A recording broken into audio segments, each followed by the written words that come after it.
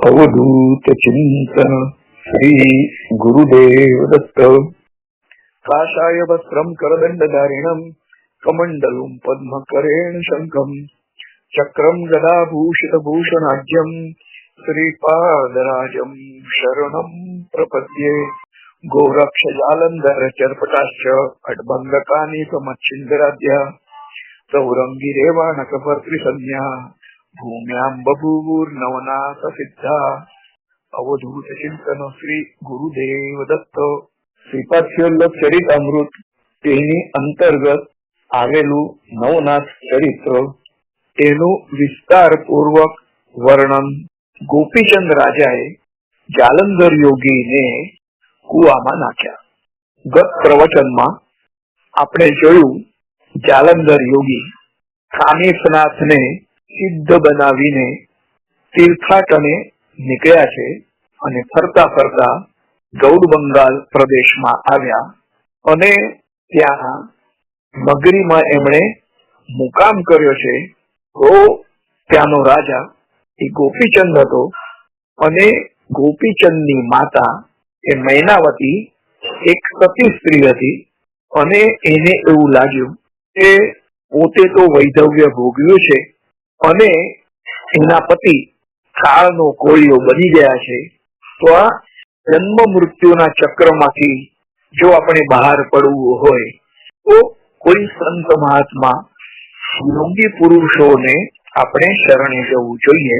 અને એના જીવનમાં એક સુવર્ણ તક આવી કે જાલંધરનાથ એ મહાયોગી એમના નગરમાં જ આવ્યા અને એમની મૈનાવતી રાણીએ સેવા શુશ્રૂષા કરી છે અને તેના થકી જાલંધરનાથ તેમના ઉપર પ્રસન્ન થયા અને મૈનાવતી રાણી ઉપર તેમણે અનુગ્રહ પણ કર્યો છે. મૈનાવતી રાણીને એવું લાગતું હતું કે પોતાને તો અનુગ્રહ મળ્યો, પરંતુ એમનો જે દીકરો છે ગોપીચંદ, તો એ ગોપીચંદ ઉપર પણ આ જાલંધરનાથની કૃપા થાય તો સારું, અને એના માટે એ હંમેશા વિચાર કરતી હતી. તો પુત્ર જીવનના મોહથી રાણી એ ભાંગી પડી અને એના મનમાં અત્યંત સંતાપ છે કે જેવી રીતે એના પતિ ત્રિલોચન રાજુનું મૃત્યુ થયું તો એ જ રસ્તે એનો પુત્ર પણ જશે કે શું.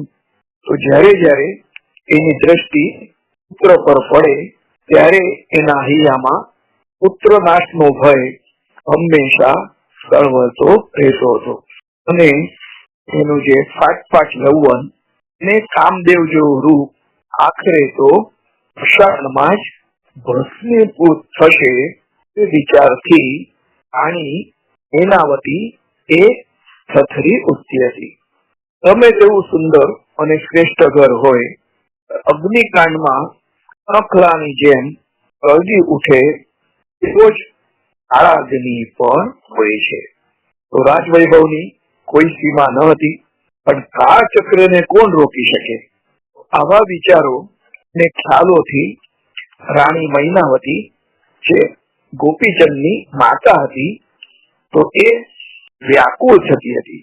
તેવામાં એક દિવસ રાણી મૈનાવતી મહા મહિનાની ઠંડીના દિવસોમાં દાસીઓના સમૂહ વચ્ચે બહારના કુણા તડકામાં બેસીને ટાઢ ઉડાડતી હતી અને રાજમહેલના મધ્ય ભાગમાં નીચે રત્નજડિત ચંદન ચોકમાં રૂપવતી દાસીઓ અને લાવણ્યમયી લલનાઓથી ઘેરાયેલા રૂપનો અંબાર સમ કામદેવ જેવો શોભતો ગોપીચંદ નક્ષત્રોમાં ચંદ્રમાની જેમ આન માટે બિરાજમાન હતો.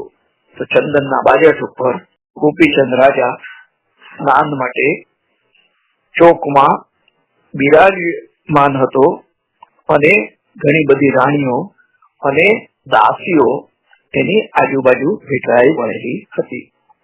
સર્વત્ર આનંદ ઉલ્લાસ અને ઠઠ્ઠા મશ્કરીનો માહોલ જામ્યો હતો અને ઉપરના માળે બેઠેલી માતા મૈનાવતીએ આ દ્રશ્ય જોયું છે.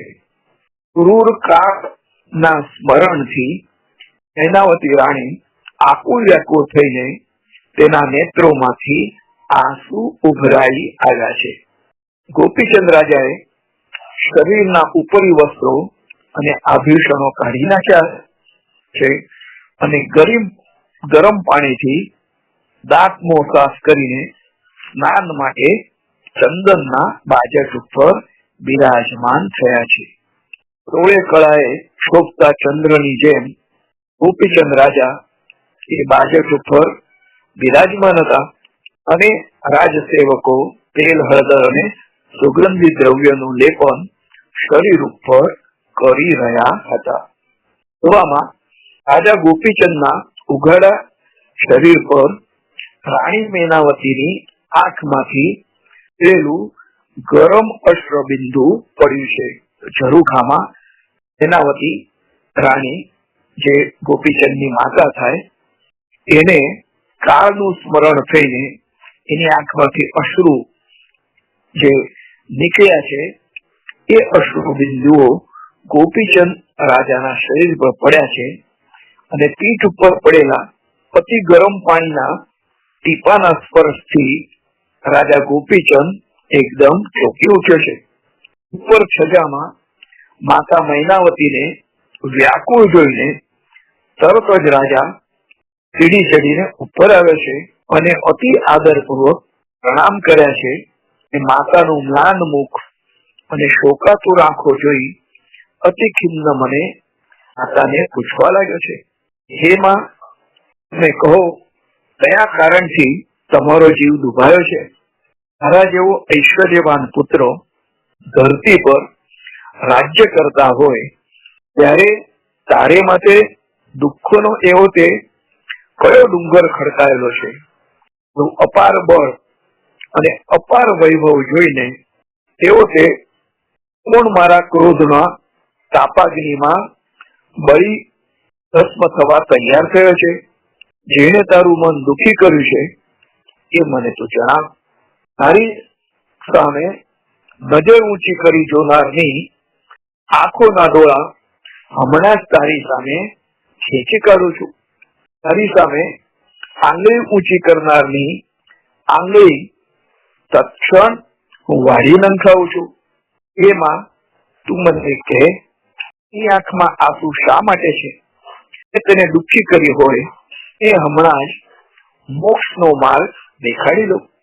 અને જેની માં વ્યથિત હોય તેના પુત્રના વૈભવમાં આગ લાગો. એની માં દુઃખી હોય તેવા પુત્રને રવ રવ નરક જ મળે. તો ગોપીચંદ રાજાએ ફરીથી વિનંતીના સ્વરમાં કહ્યું, હે માં, તમે કહો તમારા જીવનમાં શાનું દુઃખ છે?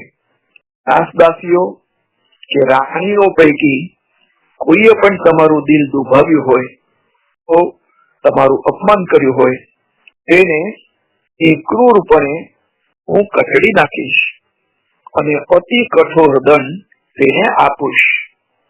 કહે એ શિક્ષા હું તેને કરવા માટે તૈયાર છું. તો રાજા ગોપીચંદના મનને અપાર દુઃખ થયું. તેને લાગ્યું કે તેના જેવા અતિ બળવાન અને ઐશ્વર્ય સંપન્ન સ્વરૂપવાન રાજવીની માતાની આંખમાં આંસુ હોય રાજા માટે એક પુત્ર તરીકે એ ખરેખર નાલેશી ભર્યું કહેવાય. પુત્રના આવા અતિ પ્રેમાળ અને વ્યાકુળ વચનો સાંભળી માતા મૈનાવતીએ પરમ આનંદ અને સંતોષ એને થયો છે અને રાજા ગોપીચંદ પ્રત્યે અતિ સ્નેહ ભાવ દાખવી મૈનાવતી રાણીએ કહ્યું કે ભાઈ, તું તો સૂર્ય સમાન તેજસ્વી છે. પ્રતાપ રૂપી તેજ કિરણોની ઝાળથી ભલભલા નરેન્દ્રો પણ ધ્રુજી ઉઠે છે, પણ તારા સ્વરૂપની આભા જોઈને મારું મન ગ્લાનિથી શોકાતુર થઈ જાય છે. તારા પિતા પણ તારા જેવા સ્વરૂપવાન અને પ્રતાપી હતા. છતાં પણ ક્રૂર કાળનો તેઓ કોળીઓ બની ગયા છે અને અકાળે તેમનું અવસાન થયું છે. તો વડવાનલની ઝાડથી લીલું સૂકું પણ જે રીતથી બળીને ભસ્મ થઈ જાય છે, તેમ ક્ષણમાં જ સૂકું લાકડું બળે તે રીતે તારા પિતાનું મોત થયું હતું. એટલે જ ભાઈ, તારું કામદેવ સમાન રૂપ અને ઓમ સાહેબી અને સુખ વૈભવની ક્ષણભંગુરતાનો વિચાર કરીને મારું મન કંપી ઉઠે છે. માટે હે પુત્રો, માતા મૈનાવતી ગોપીજનને કહે છે કે આ ક્ષુલ્લક અને ક્ષણજીવી જગતમાં ભોગ વિલાસ ત્યજીને આત્માના અમરત્વ માટે વૈરાગ્ય સાધના પ્રત્યે તારું મન લગાડ. વૈરાગ્યની અમરવેલ પર 4 સંપ્રદાયો શોભે છે.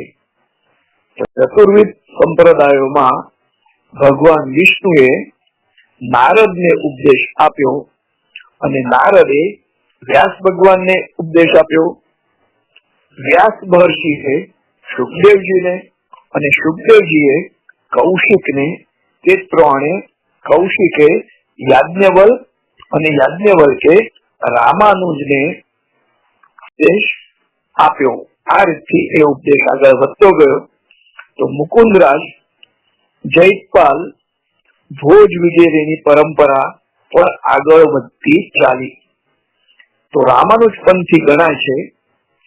જ્યારે ઉમિયાએ ભગવાન શંકરની કૃપાથી ચૈતન્ય સંપ્રદાય સ્થાપ્યો, તો એ પંથમાં કપિલ મુનિ, રાઘવ ચૈતન્ય અને એ ક્રમમાં આગળ વધતા બ્રહ્મકેશવ, બાબા ચૈતન્ય, તુકારામ વગેરે મહાન સંતોની પરંપરા છે.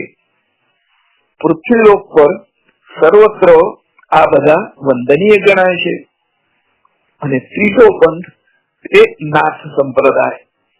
તો નાથ સંપ્રદાયમાં વિશ્વના મહાન સંતો અવતર્યા અને એ સંપ્રદાયની અવધૂતિ પરંપરાને જગત પિતા બ્રહ્માજી અને વૈકુંઠવાસી ભગવાન વિષ્ણુએ શિક્ષા દીક્ષાથી સજીને શણગાર્યા છે. અને એ જ સંપ્રદાયમાં અત્રિ મુનિ અને તેનાથી આગળ અવધૂત શિરોમણીએ એવા ગુરુ દત્તાત્રેયનો પ્રાદુર્ભાવ થયો છે. અને જેને પગલે પગલે નાથ યોગીઓની પરંપરામાં મત્સ્યેન્દ્રનાથ, ગોરક્ષનાથ, જાલંધરનાથ જેવા મહામુનિઓ પાક્યા છે, જેમણે અલખની ધૂન મચાવીને જગતને નવો રાહ ચૂલ્યો છે. ગુરુ મહારાજ ગુરુ જય જય પર બ્રહ્મ સદગુરુ જય જય ગુરુ મહારાજ ગુરુ જય જય પર બ્રહ્મ સદગુરુ. તો આ રીતથી ગુરુ સ્મરણ કરીને, ગુરુનું ચિંતન કરીને તેમણે પોતાના જીવનને તો ધન્ય બનાવ્યું, પરંતુ અસંખ્ય એમના શિષ્યો અને ભક્તોને પણ તેમણે માર્ગદર્શન ચીંધીને તેમને પણ તેમનું જીવન સાર્થક બનાવવા માટે તેમણે પોતાનું યોગદાન આપ્યું છે. ભગવાન સૂર્યનારાયણ થી ચોથા સંપ્રદાય જે નંદ સંપ્રદાય કહેવાય છે, તો એની પણ શરૂઆત થઈ. સંપ્રદાયના યાજ્ઞવલ્ક મુનિ સમર્થ બ્રહ્મવેત્તા અને તત્વજ્ઞાની હતા. અને તેના પછી સહજાનંદ થયા. સહજાનંદનો કુર્મ અવતાર જગપ્રસિદ્ધ હતો. અને કુર્મ સહજાનંદ બ્રહ્માનંદને ઉપદેશ આપ્યો અને બ્રહ્માનંદે યોગાનંદને પ્રબોધ કર્યા છે. યોગાનંદના શિષ્ય ચિદાનંદ નામે જગતમાં વિખ્યાત થયા. તો તું પણ હે ગોપીચંદ, તારા હિતનો વિચાર કર અને આત્મકલ્યાણ અર્થે પવિત્ર યાત્રાનો તું પ્રારંભ કર. તો જગતના મહાન ઘટના પ્રવાહમાં તારું સ્થાન ક્યાં છે? આ ક્ષણભંગુર દેહનો શું ભરોસો? તું પણ શું તારા પિતાના માર્ગે જ જવાનો છે? તારો વિનાશ નોતરશે એ ખ્યાલથી મારી આંખમાં આંસુ આવ્યા છે. તો માતા મૈનાવતીએ પોતાના હૃદયનો ઉભરો પુત્ર આગળ ઠાલવ્યો છે અને પુત્રના નાશવંત શરીરની ઉપલબ્ધિ શું એ વિચારે માનું હૈયું હચમચી ગયું હતું. તો આ મૈનાવતીનું અશ્રુ પ્રચુર હૃદય સંભાષણ સાંભળીને રાજા ગોપીચંદ વિચારમાં પડી ગયો. તેની માતાએ જે વાત કહી હતી તો એની સત્યતાની એને ખાતરી તો થઈ. અતિ નમ્રતાથી બે હાથ જોડીને તેણે માતાને કહ્યું છે કે હે માં, તમારી વાત તો 100% સાચી છે, પણ હાલ ને હાલ અત્યારે એવો કયો સમર્થ સંત અથવા યોગી છે જેનું શરણું હું લઈ શકું? એવા કોણ નાથ છે જેની પાસે હું દીક્ષા ગ્રહણ કરી શકું? તો રાજા ગોપીચંદની વાત સાંભળીને રાણી મૈનાવતી બોલી કે ભાઈ, સંતને દૂર શોધવા જવાની જરૂર નથી. આપણા ગામમાં જ જાલંધરનાથ નામે એક પરમ જ્ઞાની સંતો બિરાજી રહ્યા છે અને નાથ સંપ્રદાયનું સાક્ષાત સ્વરૂપ તેમનામાં પરિપૂર્ણ દેખાય છે. એમની પાસેથી તું સનાતન બ્રહ્મ જ્ઞાન મેળવીને અમર પંથે પ્રયાણ કરી શકીશ. માટે ભાઈ, મન, વચન અને કર્મથી તું તે યોગીરાજને શરણે જા. મૈનાવતી માતા કહે છે કે ભાઈ, હું જાણું છું કે તારો વૈભવ અપાર છે, તારો રાજકાજનો કારભાર, આમ સાહેબી, સુખ વગેરે સગળો માયાવી પ્રપંચ છોડવો એટલો સહેલો તો નથી. છતાં જગતમાં આપણું હિત શામાં સમાયેલું છે તેનો વિચાર કરીને તન, મન અને ધન ન્યોછાવર કરીને સાચા સંતનું શરણું શોધવું, એમાં જ તારું કલ્યાણ છે. તો માતાના આવા વચનો સાંભળીને રાજા ગોપીચંદ બોલ્યા કે હે માતા, આવા પરમ સંતને શરણે જવા માટે પણ યોગ્યતા અને લાયકાત કેળવવી અને મેળવવી પડે છે. તો આ બધી સુખ સંપત્તિ, રાજવૈભવ, પુત્ર પૌત્રાદિ, આપ્તજનો વગેરે માયાજાળ સહજ રીતે ભેદી શકાય એમ નથી. માટે હે માતા, મને 12 વર્ષ સુધી આ બધું વૈભવ ભોગવી લેવા દે અને પછી હું બધું જ છોડીને સંતને શરણે જઈશ અને ધ્રુવની જેમ અવિચળ પદની આરાધનામાં લાગી જઈશ. તો રાજા ગોપીચંદના આવા બાળક જેવા વચનો સાંભળીને માતા મૈનાવતી દુઃખ સાથે મ્લાન વદને ફિક્કું હસીને કહેવા લાગી કે અરે બાળક, આ દેહનો ફળનો પણ ભરોસો નથી, તો પછી 12 વર્ષ કોને દીઠા? આપણું ચિત્ત, વિત્ત એટલે સંપત્તિ અને જીવિત્વ સગળું નાશવંત અને ક્ષણભંગુર છે.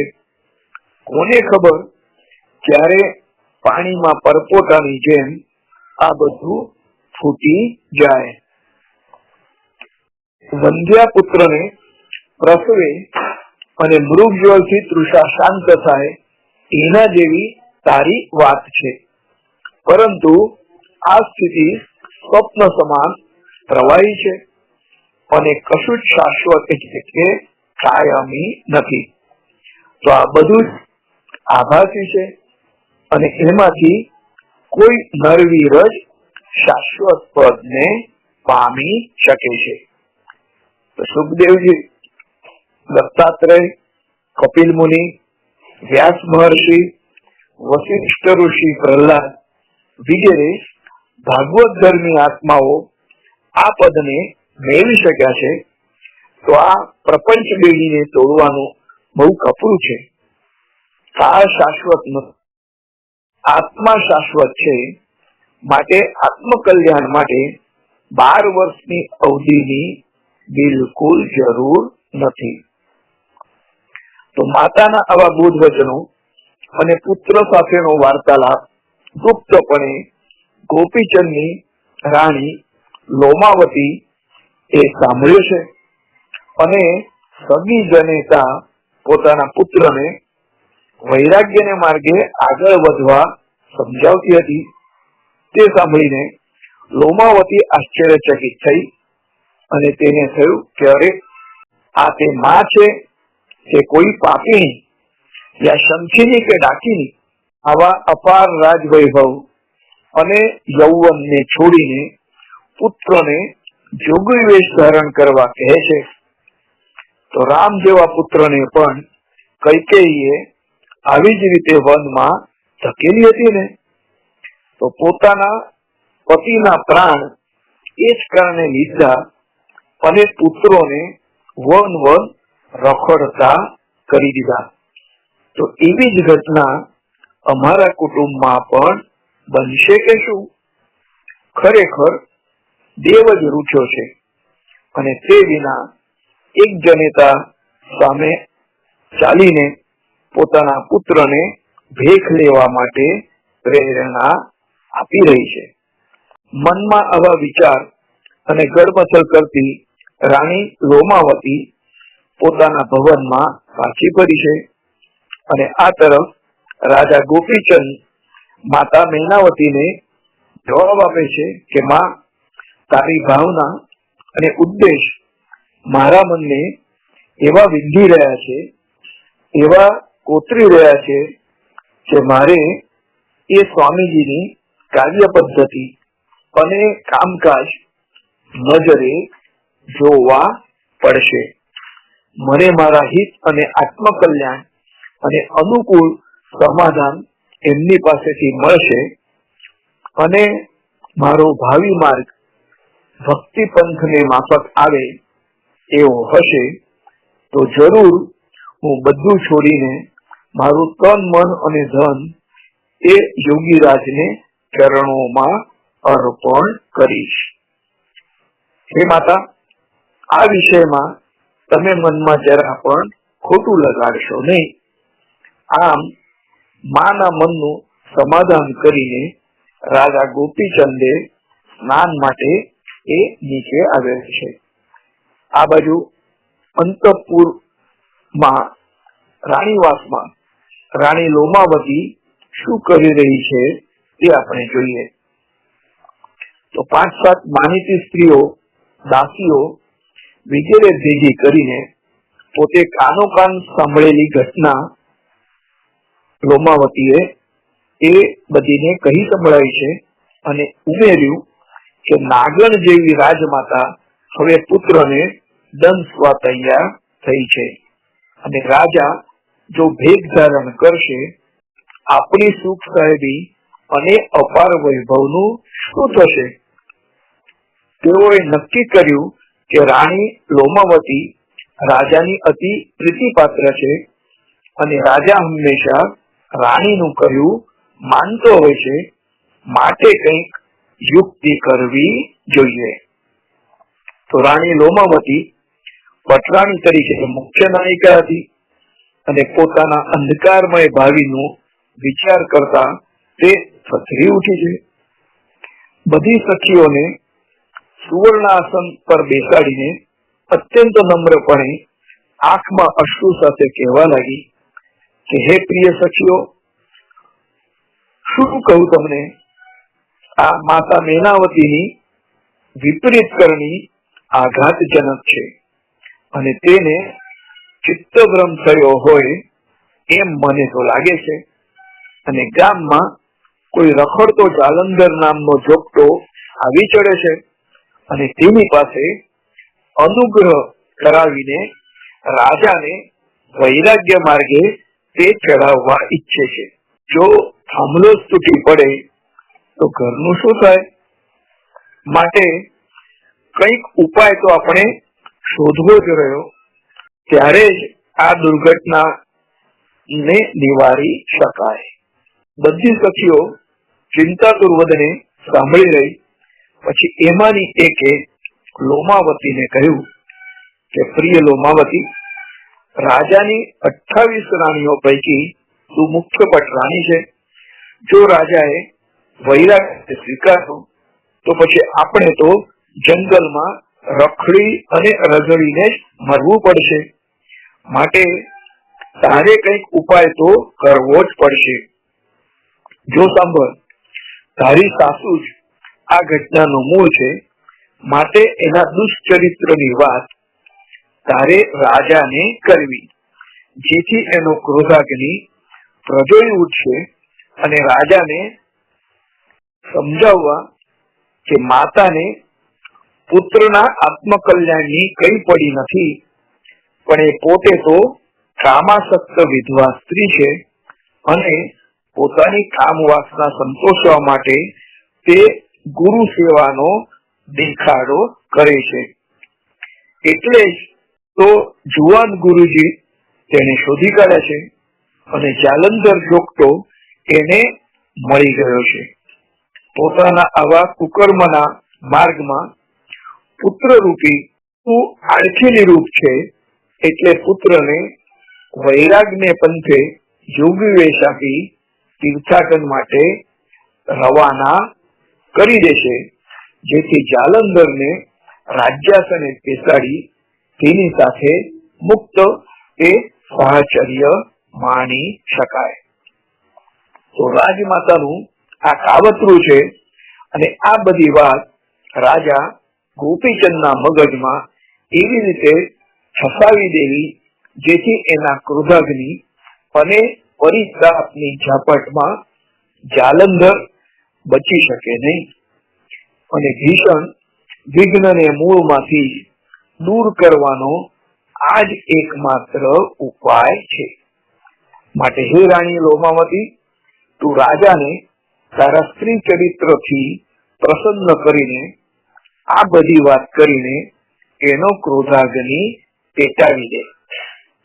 બધી રાણીઓએ આનંદિત થઈને આ યુક્તિ પ્રયોગથી પટરાણી લોમાવતીને સમજાવી છે. લોમાવતીએ કહ્યું કે અવશ્ય હું રાજાને વશ કરીને બધી વાત કરીશ. બધી રાણીઓ તેમજ લોમાવતી પ્રસન્ન ચિત્તે પોતપોતાના સદનોમાં પાછી ફરી. આ બાજુ રાત્રિના ઓળા ધીમે ધીમે પૃથ્વી પર પથરાવા લાગ્યા છે અને રાજા ગોપીચંદ નિત્યક્રમ પ્રમાણે પોતાની પ્રિય પટરાણી લોમાવતીના મહેલે પધાર્યા છે. રાણીએ અતિ હર્ષોલ્લાસ સાથે રાજાનું સ્વાગત કર્યું અને મધુર સંભાષણ અને વિવિધ પ્રકારના હાવભાવ અને ચાતુર્યથી રાજાનું મન પ્રસન્ન કર્યું છે. રાજાને હળવા અને આનંદિત જોઈને ધીરે રહીને તેને વાત ઉપાડી છે. રાણી લોમાવતીએ કહ્યું કે હે પ્રાણનાથ, અભિનય બદલ ક્ષમા કરજો, પણ મારે એક અતિ ભીષણ અને કઠોર વાત કરવાની છે, પણ મને રાજમાતાનો ડર લાગે છે. તો તમારી રાજગાદી અને તમારી જાત પર સંકટ ટોળાતું હોય ત્યારે મારાથી ચૂપ પણ રહી શકાય એ નથી. તો રાણી લોમાવતીની વાત સાંભળી રાજા બોલ્યા કે હે પ્રિય, તારે જે કહેવું હોય તે નિર્ભયપણે કહેજે, કોઈથી પણ ડરવાની જરૂર નથી. તો રાજા ગોપીચંદ તરફથી અભયદાન મળતા જ રાણીએ અગાઉ ગોઠવી રાખેલી બધી વાત વિસ્તારપૂર્વક રાજાને કહી સંભળાવી અને સાંભળતા તરત જ રાજા ગોપીચંદનો ક્રોધાગ્નિ ભભૂકી ઉઠ્યો છે. તત્કાળ પોતાના વિશ્વાસુ મંત્રી અને 2 સેવકોને સાથે લઈ તે નીકળી પડે છે અને એક એકાંત અને દુર્ગમ સ્થાનની શોધ કરી ત્યાં તાત્કાલિક ઊંડો કૂવો તેમણે ખોદાવ્યો છે અને તે પછી અતિ ગુપ્તપણે જાલંધરને એની જગ્યામાંથી ઉપાડી લાવ્યા છે અને ખૂબ જ કઠોરતાથી તે ઊંડા કૂવામાં નાખી દીધા અને તે કૂવો ઘોડાની લાદ અને છાણ માટી ઇત્યાદિથી ભરી દીધો છે. આ આખું કૌભાંડ મધ્યરાત્રિએ કોઈ ન જાણે તે રીતથી કરવામાં આવ્યું અને ત્યાં હાજર મંત્રી અને અન્ય સેવકોએ મૃત્યુદંડના નામે આ સમગ્ર ઘટનાને મૌનના ઊંડાણમાં દાટી દીધા છે. રાજાએ કહ્યું હતું કે આ વાતની કોઈને પણ ખબર ન પડે અને તો તમારું માથું ધડ ઉપર નહીં રહે. આથી આના જેઓ સાક્ષી હતા તેઓએ કદી પણ આ વાત બીજા કોઈને કરી નહીં. સવાર થયું અને દિવસ ચડવા લાગ્યો, પણ નિત્યક્રમ પ્રમાણે કોઠા પર જોગીની કોઈ હિલચાલ જણાઈ નહીં. એટલે ગ્રામજનો જાત જાતની ચર્ચા કરવા લાગ્યા અને બધી દિશાઓમાં જોગીની શોધખોળ આરંભી છે. કોઈ ખૂણો બાકી ન રહ્યો, પરંતુ ક્યાંય જોગીના સગડ મળ્યા નહીં. કોઈ કહેવા લાગ્યા કે આવા મહાત્મા તો ઓલિયાયુગ પુરુષ હતા અને એક જ જગ્યાએ તેઓ કદી પણ ટકે નહીં. તો યોગી તો ચલતા ભલા, તો તેઓ હંમેશા એક જ સ્થળે નથી રહેતા. એમની શોધખોળ પણ વ્યર્થ છે. આ બાજુ રાજમાતા મૈનાવતીને આ ઘટનાની જાણ થઈ ત્યારે તેઓ અતિ દુઃખિત થયા. કોણે શું કર્યું એની તો કઈ ખબર ન પડી, પણ એ મહાયોગી એ નગરમાંથી ક્યાંક જતા રહ્યા એટલી એમને ખબર પડી. તે મનોમન કહેવા લાગી કે અરે રે, દુર્દૈવે પુત્રને પરમાર્થને માર્ગેથી પાછો વાળ્યો છે. તો આ સુવર્ણ તક હતી કે જેના થકી પુત્ર પણ આત્મજ્ઞાનના માર્ગે એ પ્રસ્થાન કરત.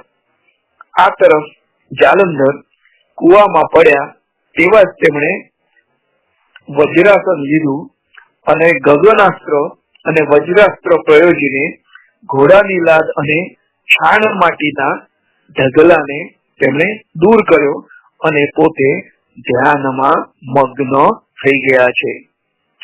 અંતઃપુરમાં રાણીઓ જાલંધરના અદ્રશ્ય થયાના સમાચાર જાણી ઉલ્લાસ અને હર્ષથી એકબીજીને તાળીઓ આપતા કહેવા લાગ્યું કે ચતુર્લોમાવતીએ આપણા સંકટનું નિવારણ કર્યું છે. ચાલો, બહુ જ સારું થયું છે. આ બાજુ જાલંધર યોગી તેઓએ સમાધિમાં મગ્ન થયા અને એમને માથા ઉપર ગગનાસ્ત્ર ની સ્થાપના કરી અને વજ્રાસ્ત્રની સ્થાપના કરી એમના શરીર અથવા આત્માને કોઈ પણ નુકસાન ન થાય એ રીતથી તેઓ સમાધિ મગ્ન બની ગયા છે. તો સાધુ સંત તો તેઓ કેવા હોય છે?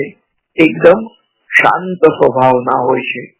રંગદૂત મહારાજના વર્ણનમાં પણ કહે છે, શાંતમ યોગીન્દ્રવર્યમ. સંત પુરુષો હંમેશા શાંત સ્વભાવના હોય છે. એમના ઉપર આવું જે મોટું સંકટ આવ્યું છતાં તેઓ કદી પણ ક્રોધ કરતા નથી. કાં તો નિયતિમાં જ એ પ્રમાણે લખાયેલું હશે કે જે રાજાએ આ જાલંધર નાથને આટલું બધું દુઃખ આપ્યું એને અમર બનાવવાનું હશે અને એને અમર બનાવીને નાથ પંથને પણ અમરતા આપી બક્ષવાની હશે. આથી તેમણે એ ગોપીચંદ રાજા ઉપર પણ ક્રોધ કર્યો નથી અને તેઓ આત્મચિંતનમાં સમાધિ મગ્ન થયા છે. જે નાથ પરંપરામાં જે મૈનાવતી અને ગોપીચંદ છે, તો મૈનાવતી એ ગોપીચંદ રાજાની માતા છે. તો આ બંનેને પણ અમરત્વ બક્ષું છે અને એમનું નામ નવનાથમાં નથી આવતું, છતાં પણ નાથ પંથના તેઓ મોટા પ્રવાસી રહ્યા છે.